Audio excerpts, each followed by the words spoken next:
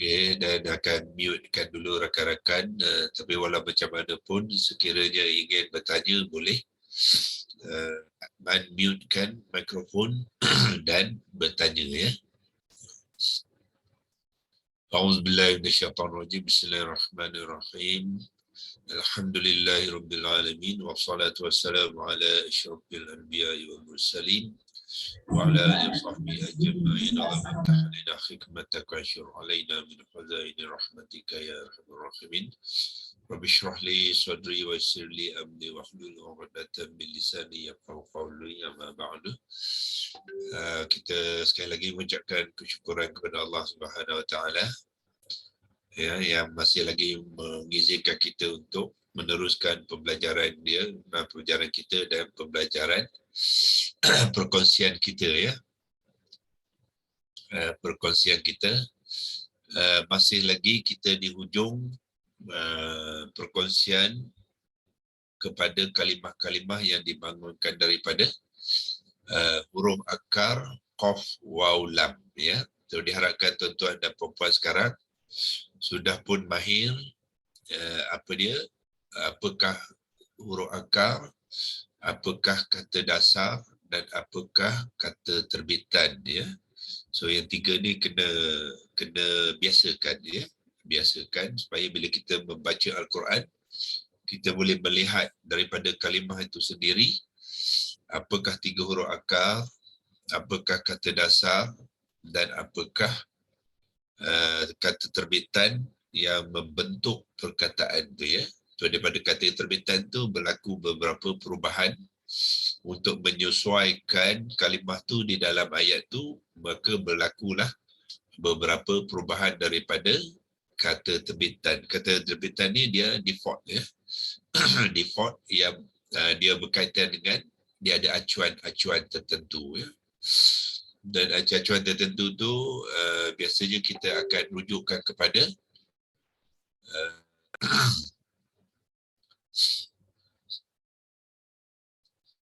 template ya, kita katakan template QHS Academic Vocabulary ya.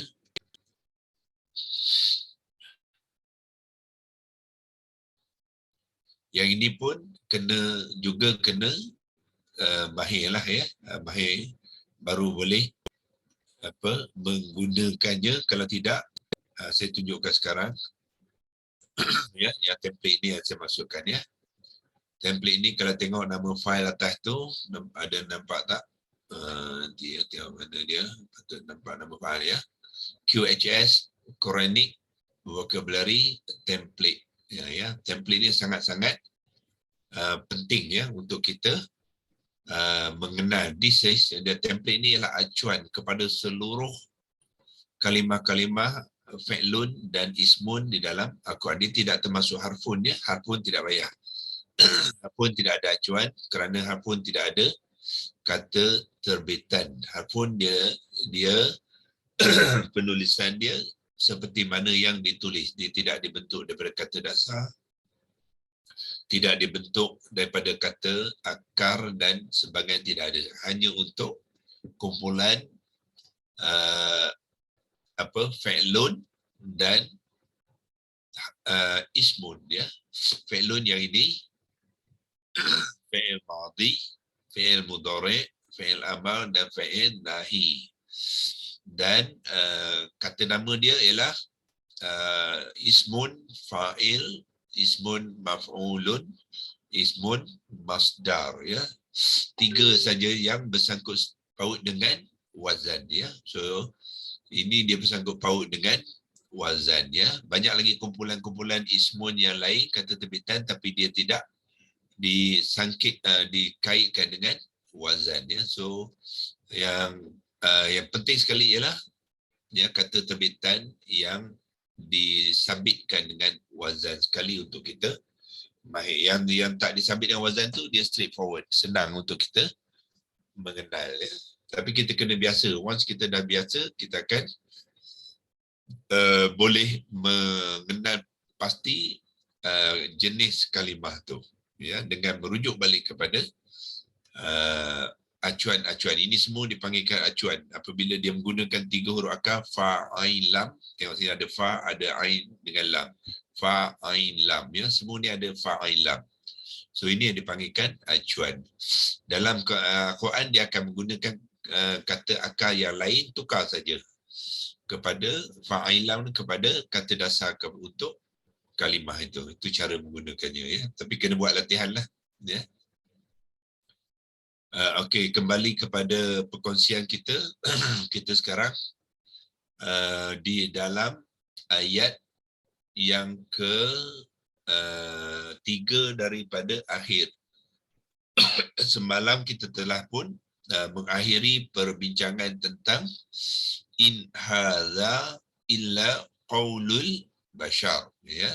Dan kita telah panjang lebar berkongsikan kepada tuan-tuan penggunaan illa ni, kalimah illa dalam ayat ni, yang mana dia berbeza dengan illa yang kita lihat sebelum ni, iaitu di sini, ya. Yang ni dipanggilkan illa istisnaun. Istisnaun, ke pengecualian. Di sini illa ialah hasrun, iaitu penyekatan. Ya, penyekatan. Dia tidak bercampur aduk dengan subjek matter dia. Yang ini dia sebahagian daripada subjek matter dia, ya, iaitu mustasna minhu, ya. So apa yang nak diceritakan di sini adalah sebahagian pada subset. Yang ni dia bukannya subset, tetapi dia adalah kumpulan yang asing, ya. Hasrun maknanya dia mengasingkan, ya. Dia mengasingkan. Okey, insyaAllah kita akan sambung ayat 81, 19 dan 81, 25, ya. Ini adalah satu surah, ya, surah At-Takwir, ya.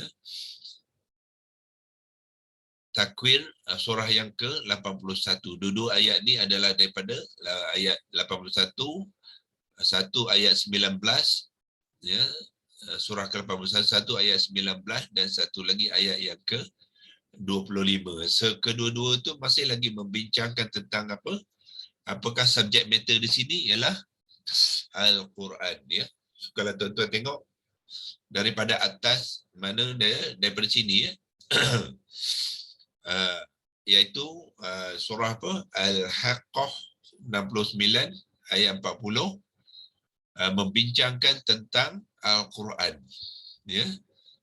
In fact, kalau tuan-tuan tengok ayat surah 69, 40 sama je ayat dia. Innahu laqaulu rasulin karim. Kita dah buat dulu, dan sekarang ni ayat yang sama digunakan di dalam surah At-Takwir. Innahu laqaulu rasulin karim, ya. So maknanya kalau dulu kita sudah mengenal kalimah-kalimah di dalam ayat ni, ya, bermula dengan laqaulu, maknanya kita sekarang boleh mengenal lah laqaulu di sini apa dia. Dia adalah perkataan, ya. Qaulun, perkataan, dan lam ni adalah lam taukid, ya. Maknanya benar perkataan, ya.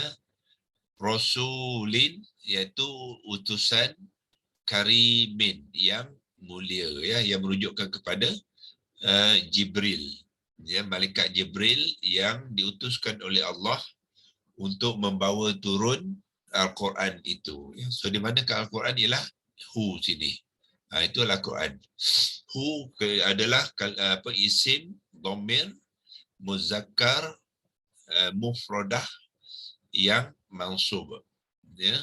Dia adalah isim dhamir muzakkar mufradah yang mansub. Apa implikasi itu? Mana kita tahulah Al-Quran tu dari segi jantina, ya, dari segi jantina dia adalah muzakkar. Dia bukannya muannas, ya. Okey. Sebagai ulang kaji, kita imbas kembali ialah inna adalah harfun taukid.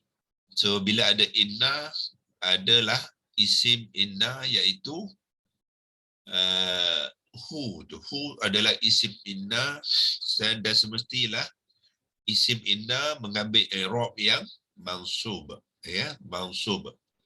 Ya, kerana aturan harfun taukid inna, dia ada isim yang mansub dan khabar yang marfu', ya, khabar yang marfu'. So ini adalah isim inna, iaitu Al-Quran. Ya, jadi Al-Quran tu Allah kata apa? Laqawlu. Benar-benarlah perkataan. Perkataan siapa? Rasulin, utusan karimin, sifat kepada Rasulin. Ya, isim sifat Rasulin adalah mausuf. Ya, sebab tu dia mengikut. Karimin mengikut ciri-ciri yang ada pada Rasulin. Ya, jadi bermakna bila kita nak membahaskan qaulu, kita tidak boleh baca qaulu berasing. Ya, sebab dia sudah terikat dengan Rasulin.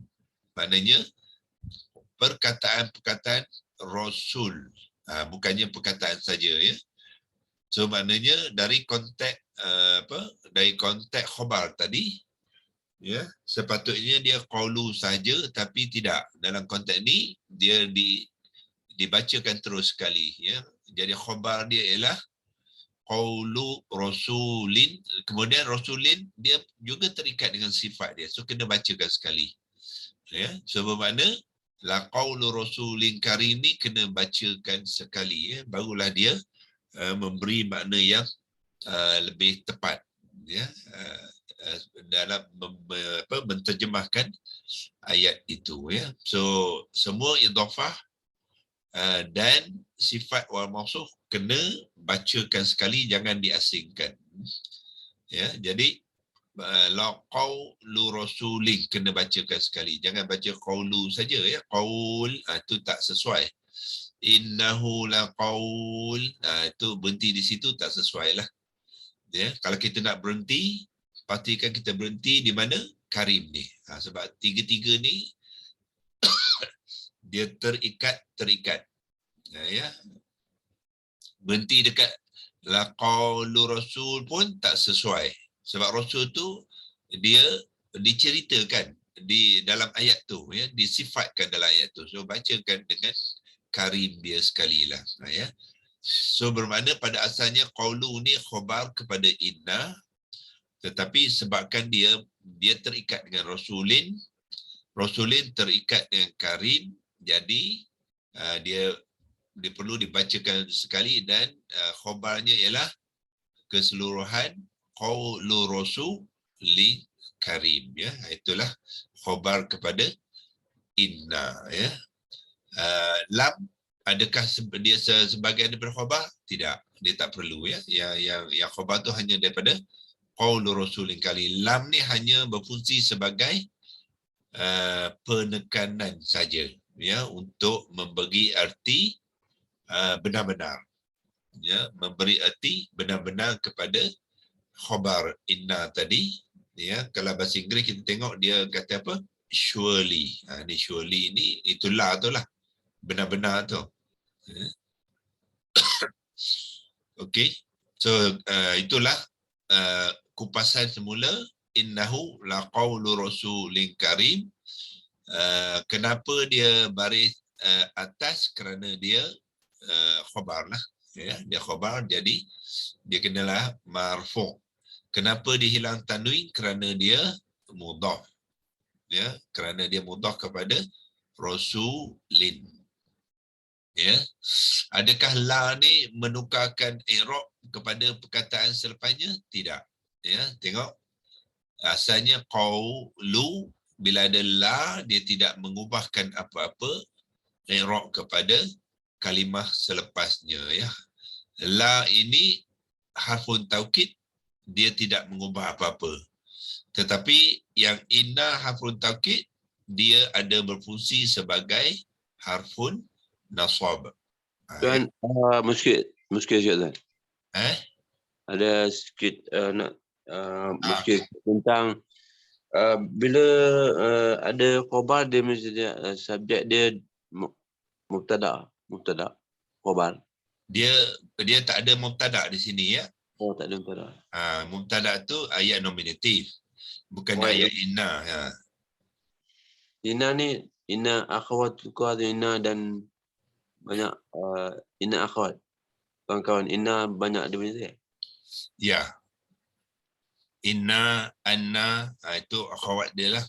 Karena Anna. Akhawat dia. Di sini satu dia punya masuk sini lah. Termasuk dalam satu daripada ini inna lah. Inna. Kalau anna pun samalah. Dia punya fungsi samalah. Dia akhawatnya, dia saudara kepada inna tu. So dia akan juga memainkan peranan yang samalah.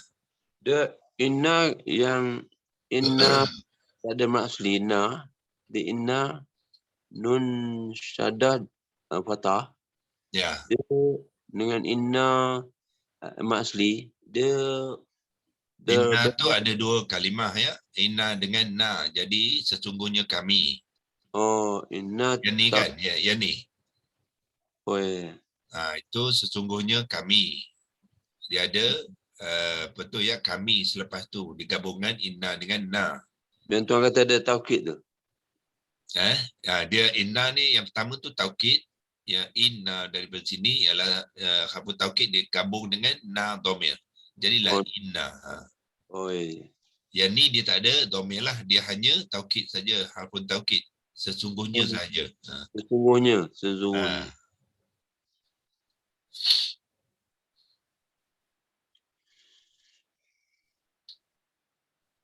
Okey.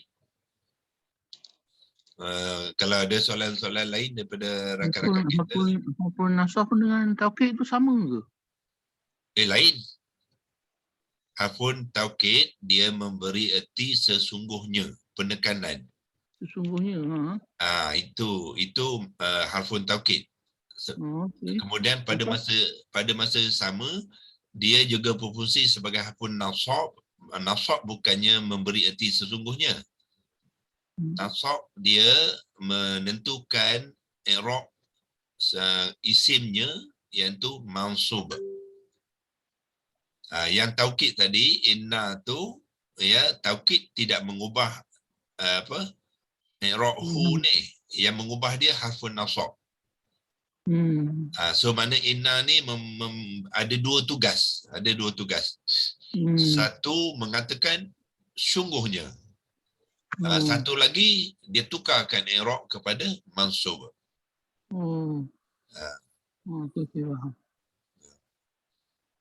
Okey, sebagaimana katakanlah B ni ada tugas dia apa? Memajrurkan. Ini harfun jar. Jar makna dia memajrurkan kalimah selepasnya. Jadi tugas dia sebagai harfun jar tu memajrurkan kalimah ni, sebab tu dia jadi qauli. Itulah sebagaimana inna harfun nasab memansubkan hu tu. Hu tu walaupun baris hadapan, dia bukannya marfu', dia adalah mansub. Hu sebab apa dia tak boleh tukar baris kepada baris atas. Biasanya mansub ni akan kita tengok baris atas ya, tapi ada kalimah-kalimah dia mabni, dia tak boleh tukar baris. Hu ha tak ada, indaha tak ada. Jadi dia tetapkan hu, tapi i'rabnya sudah bertukar kepada mansub. Kalau innama, doktor? Innama, innama dia isim, dia panggil dia harfun. Ma tu ialah harfun dia bukannya isim. Innama dia sudah menjadi satu kaedah lain. Yang tu dia berfungsi sebagai seolah-olah macam ilah di dalam ni, iaitu dia menyekat. Ma itu dia masul tu. Ma itu isim masul ke ataupun tidak? Harfun apa? Ya, harfun harfun hasrun. Oh, dia tak ada masul lah. Bukan, dia bukan masul situ. Dia hasrun ya. Hasrun. Dia macam ni semalam kita terangkan illa ni hasrun. Jadi innama tu ialah hasrun. Jadi innama membawa erti hanyalah. Sama dengan ni lah. Semalam kita dah terangkan illa pun mana dia? Tetapi hanyalah. So kalau innama, sini tak ada innama ya. Okey, innama bermakna hanyalah ya, sesungguhnya hanyalah. Itu dia. Ya, inna tu harfun taukid tapi dia tidak ada fungsi harfun nasab apabila dia bergabung dengan harfun hasrun. Dia hanya berfungsi apabila harfun nasab apabila dia diikuti dengan kalimah isim ya, kalimah kata nama saja. So kalimah kata nama itulah akan menjadi nasab. Tapi kalau dia harfun ataupun inna selepas tu katakan kata kerja ya, dia pun tidak berfungsi sebagai harfun nasab. Dia hanya berfungsi sebagai harfun taukid saja.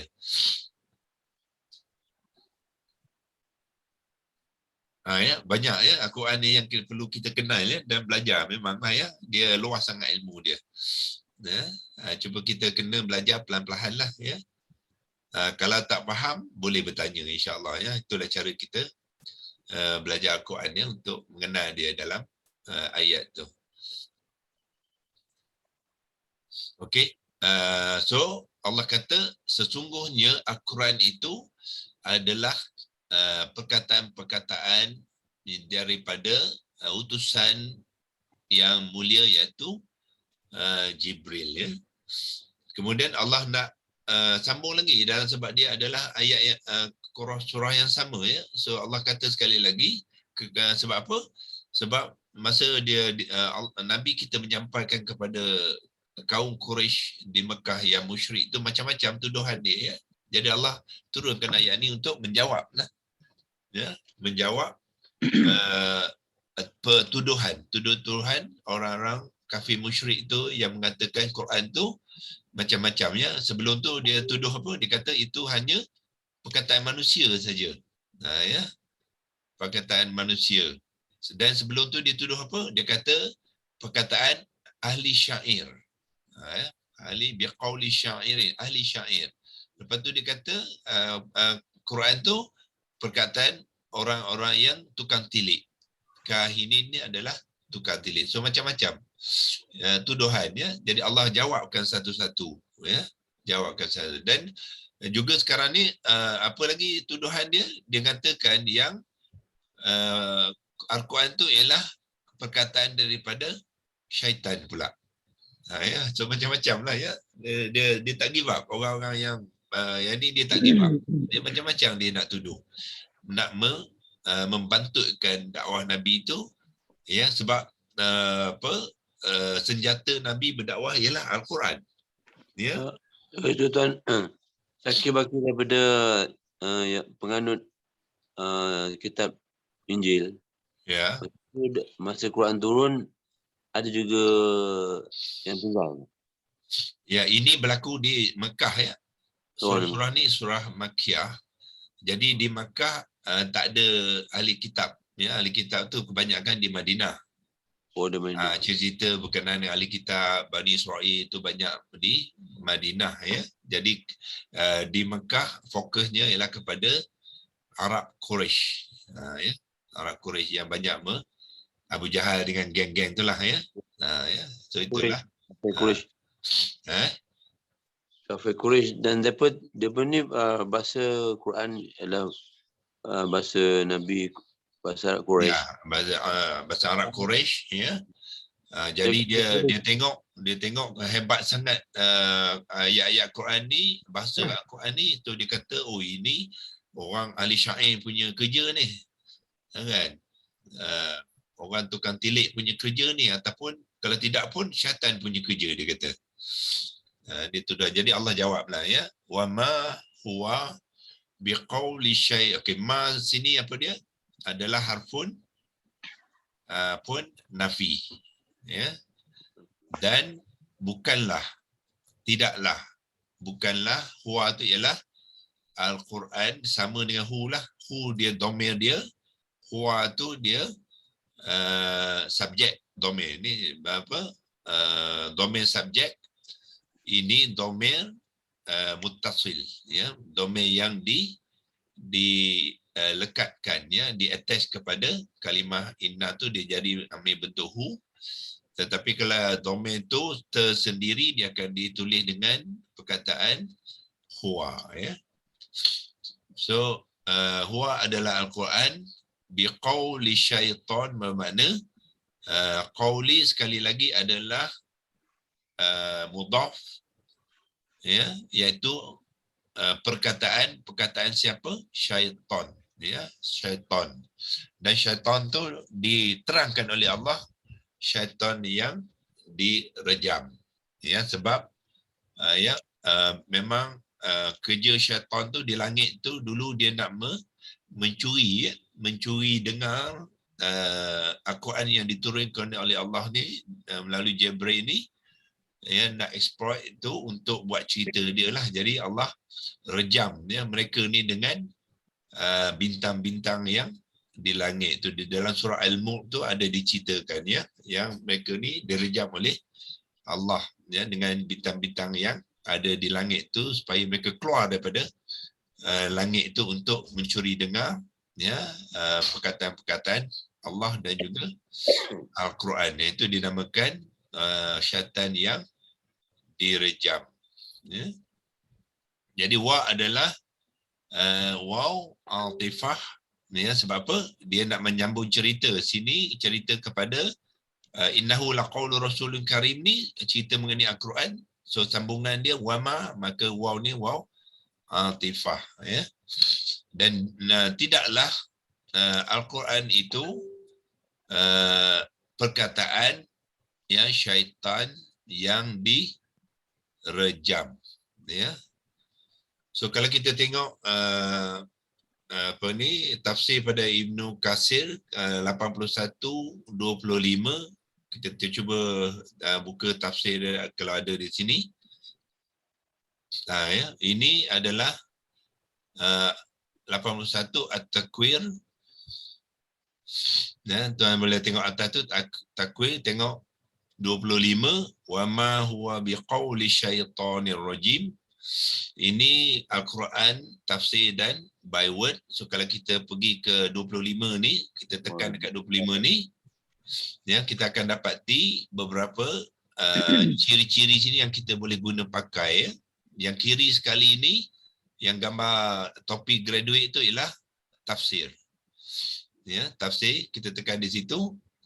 Ini dia berkongsikan tafsir daripada Ibnu Katsir, ya. So Ibnu Katsir menambahkan lagi perbahasan ni dengan menceritakan selain daripada ayat ni, di dalam surah lain pun diceritakan juga, iaitu surah 26. Ya, surah 26 ialah surah dia, kita kalau nak tahu kita Asy-Syu'ara, ya. Asy-Syu'ara juga Allah menceritakan tentang yang Al-Quran tu bukannya dibawa oleh syaitan, ya. Ayat dia mana? Yang ni, wama tanazzalat bihi syaitan. Ya, kalau kita tengok konstruk ayat tu pun lebih kurang sama sajalah. Wama, dan bukanlah, ya, tanazzalat bihi, ya, turun fi'il madhi, ya, turunnya Al-Quran tu oleh syaitan, ya. Wana tanazzalat bi syaitan, syaitan ni tidaklah yang menurunkan Al-Quran, ya. So kalau kita tekan di sini 26, dia ada hyperlink ni, boleh tekan di situ. So dia akan bawa kepada ayat itulah, wa ma tanazzalat bihi syaitan, yang bermakna apa? Dan Al-Quran itu, ya, pula tidak sekali-kali dibawa turun oleh syaitan, ya. So ayat ni menguatkan lagi bahasan daripada ayat surah At-Takwir tadi, yang Al-Quran tu bukannya perkataan-perkataan dan bukan juga yang dibawa oleh syaitan, tetapi dia adalah dibawa oleh Jibril, ya. Ini perbahasan yang dibuat oleh Ibnu Katsir. Allah tell us about the book, ya, iaitu Al-Quran tu which falsehood cannot approach from behind, because syaitan ni tak sebenarnya tak boleh pun nak bawa Al-Quran tu, sebab Al-Quran ni bercanggah dengan kehidupan syaitan tu. Ciri-ciri dia tak boleh. Yang boleh bawa ialah Jibril sahaja. So bermakna Al-Quran tu memang tidak dibawa oleh syaitan dan bukanlah juga perkataannya, ya. Okey. Nah, itu perkongsian kita. Wa ma huwa biqauli syaitanir, dan bukanlah Al-Quran itu perkataan syaitan yang direjam, ya. So kita berhenti di sini. Sudah 48, yang mungkin besok kita akan habiskan dengan innahu laqaulun faslun, juga berkenaan dengan Al-Quran juga. Cuma kita nak lihat besok mungkin kita mula bincangkan kalimah B di sini, ya. Apakah peranan kalimah B ni sebenarnya? Dia adalah harfun jar, tapi dia tidak memberi apa-apa makna kepada kalimah, ya. B ni dipanggilkan ba ziyadah, dipanggilkan ba ziyadah. Dia hanya tambahan saja, sebab Arab dia tak cakap wa ma huwa qauli. Dia sebut wa ma huwa biqauli. So ba ditambah dengan B, ya, untuk membentuk kalimah-kalimah ayat-ayat bahasa Arab, ya. So Melayu tak ada. Melayu tidak ada, tak perlu. B tu bukan maknanya dengan. So bila kita menterjemah pun, ya, kita tidak terjemahkan sebagai dengan, ya. So kalau kita tengok di sini, ya, dalam terjemahan pun tidak ada pun dengan, ya. Ini bahasa Inggeris, kalau kita tukar pada bahasa Melayu, ya, tidak ada pun dengan, ya. Dengan perkataan tidak ada, ya. So B itu adalah dipanggilkan B yang tambahan saja, sebagaimana kadang-kadang kita jumpa alif ziyadah, ya. Dia hanya ditulis dalam tulisan, tapi dia tidak berfungsi apa-apa. InsyaAllah kita berhenti di sini untuk hari ini, dan kita akan sambung besok hari Khamis, ya. Dan mungkin kita akan habiskan perbahasan kita dengan kalimah-kalimah yang dibangun daripada Qaf Alam ni hari Jumaat, dan minggu selepasnya kita akan melihat kalimah-kalimah lain, ya, yang di dalam ayat 11 Al-Baqarah, insya-Allah. Wabillahi taufiq wal hidayah. Wassalamualaikum warahmatullahi wabarakatuh. Waalaikumsalam warahmatullahi wabarakatuh. Terima kasih, Doktor. Sama. Terima kasih. Assalamualaikum. Waalaikumsalam warahmatullahi wabarakatuh.